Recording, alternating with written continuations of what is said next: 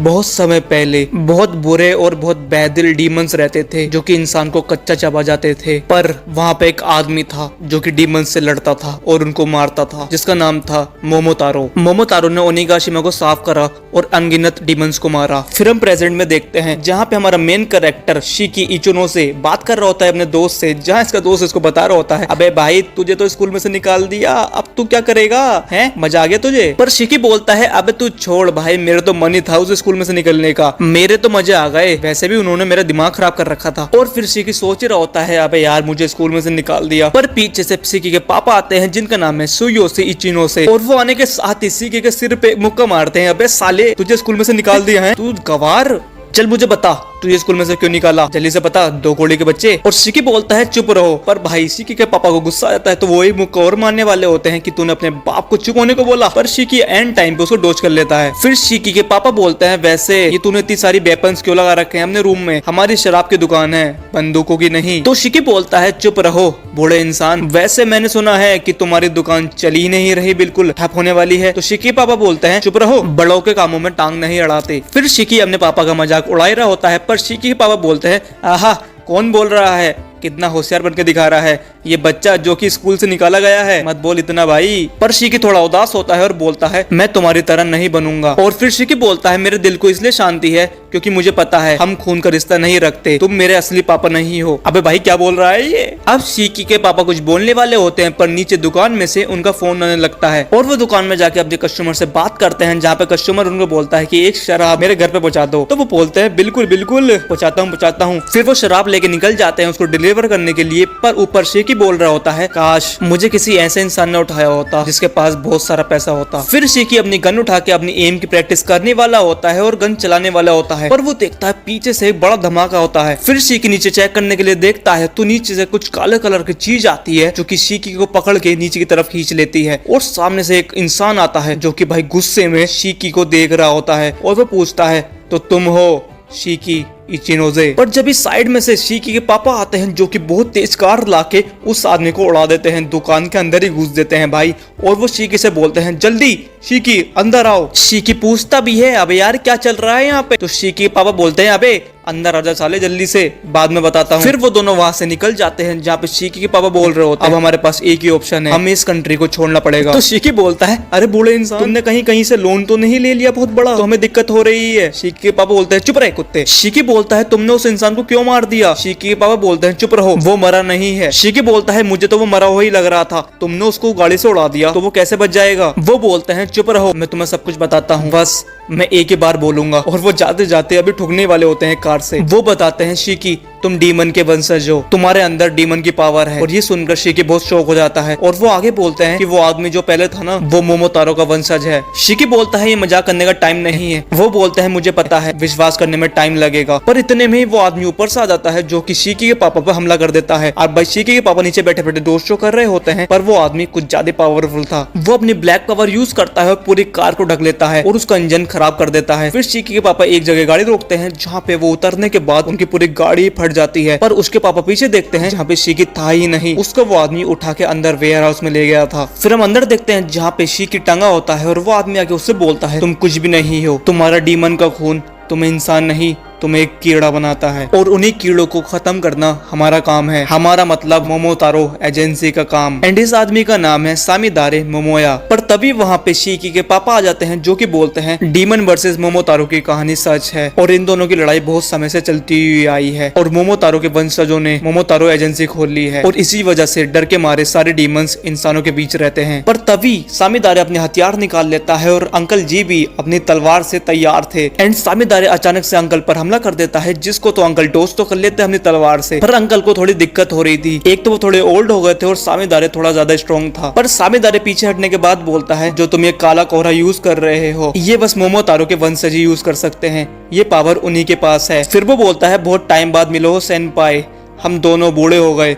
हमें पता चलता है शिकी के पापा भी मोमोतारो एजेंसी में ही थे, मतलब वो भी मोमोतारो के एक वंशज हैं जिनका असली नाम सुयोशी मोमोगवारा है। अंकल जी बोलते हैं मुझे तुम उस नाम से मत बुलाओ, मैं सुयोशी इचिनोसे हूँ। सामीदारे बोलता है तुम नाम बदलोगे तो कुछ भी नहीं बदलेगा, तुम असल में तो मोमोतारो ही हो। क्या तुम भूल गए हो डीमंस कितने खतरनाक होते हैं? आप एक डीमन की रक्षा कर रहे हो। तो मतलब आपको भी खत्म होना पड़ेगा। फिर तभी अंकल जी उस पर हमला कर देते हैं, उनकी फाइट शुरू हो जाती है, जहाँ पे ये एक दूसरे के ब्लो एक्सचेंज कर रहे थे और एक दूसरे पे भारी तो नहीं पड़ रहे थे, पर एक इक्वली पावर थी इन दोनों की। एक दूसरे के अटैक डोज करे जा रहे थे, एक दूसरे का अटैक ब्लॉक कर रहे थे। इन दोनों की फाइट थोड़ी देर चलती है और भाई शीकी सोच ही रहा होता है, अबे ये क्या चल रहा है, मैं कहाँ फंस गया। और इसी फाइट के बीच सामीदारे बोलता है, आप एक डीमन को क्यों बचा रहे हो, क्यों, वो मॉन्स्टर्स हैं, वो इंसानों को चोट पहुंचाते हैं। अब सामीदारे पीछे हट जाता है और अंकल उस पर हमला करने वाले होते हैं, पर सामीदारे कुछ अटैक यूज करता है और भाई वो अपनी पावर यूज करके साइड में आराम से डोज कर लेता है उनका अटैक। और वो अपनी पावर यूज करके वो अंकल को ऐसे स्लैश मारता है जिसकी वजह से अंकल वहीं मारे जाते हैं। और ये देखकर शीकी गुस्से में चीखने लगता है और वो कहता है, ओए कुत्ते, तू यहाँ, हाँ मैं तुझे मारूंगा, मैं तुझे नहीं छोड़ूंगा। सामीदारे शीकी पर हमला करने वाला होता है, पर अंकल जिसका पैर पकड़ लेते हैं वो अभी मरे नहीं थे। सामीदार उनसे बोलता है, तुम एक डीमन को क्यों बचा रहे हो। अंकल बोलते हैं, क्यों तुमने पूछा, कि अपने बाप को अपने बच्चे को बचाने का रीजन चाहिए। बिल्कुल मैं उसको बचाऊंगा, क्योंकि वो मेरा बच्चा है, उसने कुछ गलत नहीं करा, उसने अभी तक किसी भी इंसान को चोट नहीं पहुंचाई, वो एक मासूम सा बच्चा है और तुम उसको मारना चाहते हो क्योंकि बस वो डीमन का वंशज है। पर अब सामीदार को गुस्सा आ जाता है और वो शीकी के पापा को मारने वाला होता है। फिर हम शीकी को देखते हैं जो कि गुस्से में भी होता है और वो डरा हुआ भी होता है और वो बोल रहा होता है, मैं यहाँ पे क्यों टंगा हुआ हूँ और मेरे बूढ़े इंसान वहाँ पे चोट खा रहे हैं, क्या वो मुझे मारने नहीं आया था, वो मेरे बूढ़े इंसान को क्यों चोट पहुंचा रहा है। और हम देखते हैं शीकी गुस्से में बदलने लगता है और वो बोल रहा होता है, ये कुत्ता मेरे पापा को चोट पहुंचा रहा है, मैं इस कुत्ते को बिल्कुल मारूंगा, मैं इसको जरूर मारूंगा। और वो यही बोला जा रहा था और वो चेंज हो रहा था। हम देखते हैं उसके पूरे शरीर पे खून ही खून आ गया था और उसके सिर के ऊपर 2 सींग आ गए थे और वो गुस्से में चीखता है, मैं इसको मार दूंगा। और सामीदार ऊपर देखता है कि वो कहाँ गया, शीकी तो वहाँ पे नहीं था, वो गायब हो गया था। सामीदारे पीछे देखता है जहाँ पे शीकी अपने खून की मदद से गन बना लेता है और सामीदारे पे हमला कर देता है। पर सामीदारे उसको डोज तो कर लेता है अपने हथियार से, पर वो देखता है सामने शीकी तो वहाँ पर है ही नहीं, वो वहाँ से फिर से चला गया है। और सामीदारे ऊपर देखता है जहाँ पे शीकी ऊपर था और वो फाइनली अपनी डीमन फॉर्म में था। और वो नीचे आता है और सामीदारे बोलता है, तो ये बंदा अवेकन हो गया। सामीदारे बोलता है, एक डीमन अपने खून को मैनिपुलेट करके लड़ता है, मतलब वो अपने खून की मदद से वेपन बना के लड़ता है। पर खाली ये खतरनाक नहीं है, उनके बारे में कुछ और चीज भी खतरनाक है। पर जब भी शीकी उस पर हमला कर देता है, उनकी फाइट चली रही होती है, वो एक दूसरे के ऊपर हमला कर ही जा रहे होते हैं, सामीदारे उसका एक हाथ काट देता है। पर शीकी उसका हमला डोज करने के बाद अपना हाथ रिजनरेट कर लेता है और अब शीकी बेदिल हो गया था और अब उसकी इंसानियत खत्म हो गई थी। ये सामीदारे सोच रहा था, पर वो देखता है शीकी अपने खून की मदद से बहुत सारे हथियार बना लेता है और भाई उसने अपने खून की मदद से पता नहीं कितनी सारी गन बना ली थी और वो एक साथ सामेदारे पर अपनी गन से हमला कर देता है। सामेदारे अपने हथियार की मदद से उसको सारे को डोज तो कर रहा होता है, पर बीच में भाई शीकी एक मिसाइल छोड़ देता है सामेदारे पर और सामेदारे उसको भी डोज कर लेता है। पर सामेदारे की तो हालत ही खराब हो गई थी और भाई सामेदारे के एक मुंह पर लात मारता है शीकी आकर और वो एक कोने में जाके लगता है और भाई फिर शीकी आता है जो कि सामेदारे के मुंह पर पैर रखता है और अपनी गनों से उसके ऊपर हमला करने वाला होता है और वो हमला कर भी देता है और भाई वो एक साइड ही उड़ा देता है वेयर हाउस की। पर पता नहीं सामेदारे कैसे बच गया होता है जहाँ पे वो शीकी पर हमला करने वाला होता है और शीकी अपनी ओरिजिनल फॉर्म में आने लगता है एंड शीकी अपने इंसानी रूप में आ जाता है और शीकी को पता भी नहीं चलता यहाँ पे क्या हुआ था, मतलब वो भूल गया था जो भी यहाँ पे हुआ था। पर सामेदारे उस पर हमला करने वाला होता है और भाई कर ही देता, पर बीच में अपने अंकल जी आ जाते हैं जो कि सामेदारे का हमला रोक लेते हैं। पर सामेदारे की तलवार अंकल के पीठ से आर पार हो जाती है, पर अंकल भी बहुत तेज थे भाई, वो भी सामेदारे की अपनी तलवार मार देते हैं। पर अंकल का अटैक इतना गहरा नहीं था जितना सामेदारे का था एंड इस तबाही की वजह से बहुत सारे लोग बाहर आ गए थे जो कि सोच रहे होते हैं यहाँ पे क्या हुआ, और इसी वजह से सामेदारे वहाँ से चला जाता है कहीं वो लोगों के सामने न आ जाए, क्योंकि वो लोगों के सामने नहीं आना चाहते। पर अब अंकल जी की हालत बहुत खराब हो गई थी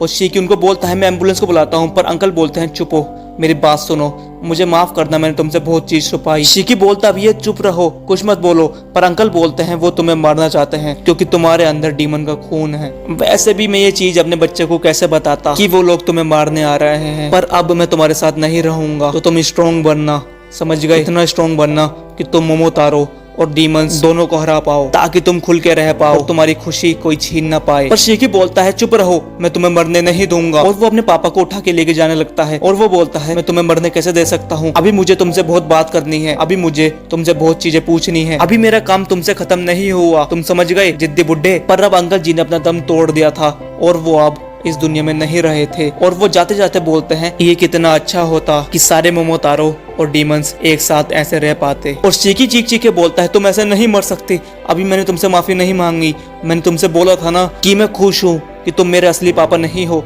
उसके लिए मैंने अभी तक माफी नहीं मांगी। और प्लीज मुझे गवार बोलो, मुझे इडियट बोलो जैसे तुम बोलते हो, प्लीज कुछ तो बोलो ओ बूढ़े इंसान, कुछ तो बोलो। और शीकी रोने लगता है, पर तभी शीकी के पीछे से एक आदमी आता है जिसको देख के शीकी रिएक्ट भी नहीं कर पाता। वो इतना तेज था और वो शीकी को एक ही हमले में बेहोश कर देता है। मैं तुम्हारे पीछे आ गया, तुम्हें पता भी नहीं चला, तुम्हारा एक पॉइंट कट गया। फिर अब देखते हैं कुछ मम्मी आपस में बात कर रही होती हैं और वो बोलते हैं ओह सामीदारे ने हक दिया, वो अकेले क्यों गया, क्या करूं मैं उसका, वैसे भी सारे मोमोतारो बहुत कमजोर हो गए हैं और हमारे बारे में लोगों को नहीं पता चलना चाहिए और लोगों को ये भी नहीं पता चलना चाहिए कि वो डीमंस उनके बीच में चल रहे हैं। तो उन डीमंस को उनके अवेकन होने से पहले मारो, सारे डीमंस को मारो जो भी उस इंसानी दुनिया में छुपा हुआ है। फिर हम देखते हैं कि इंसान दूसरे इंसान से बात कर रहा होता है फोन पे और वो बोलता है बहुत टाइम बाद हमें एक ऐसा मिला है जो कि हमारा फायदा कर सकता है। तो इंसान बोलता है ठीक है उसको एनालाइज करो, देखो वो हमें कितना फायदा दे सकता है और ध्यान देना वो मरे नहीं तो कम से कम ये देख लेना कि वो स्ट्रॉन्ग तो हैं जिंदा रहने के लिए। दूसरा आदमी बोलता है वैसे भी ये बहुत रेयर डीमंस हैं जो कि 10 साल में एक बार दिखते हैं। और हम कुछ अलग अलग डीमंस को देखते हैं और हम देखते हैं ये आदमी जो फोन पे बात कर रहा था ये वही आदमी था जिसने शीकी को पकड़ा था। वो बोलता है चलो देखते हैं ये कितना काम का है। एंड गाइस इसी के साथ ये पार्ट खत्म होता है। और अगर तुम्हें ये वीडियो अच्छी लगे तो वीडियो को लाइक करना, कर देना चैनल को सब्सक्राइब और वो नया हाइप का बटन आया है तो तुम उसको भी हाइप कर देना भाई मेरी वीडियो को।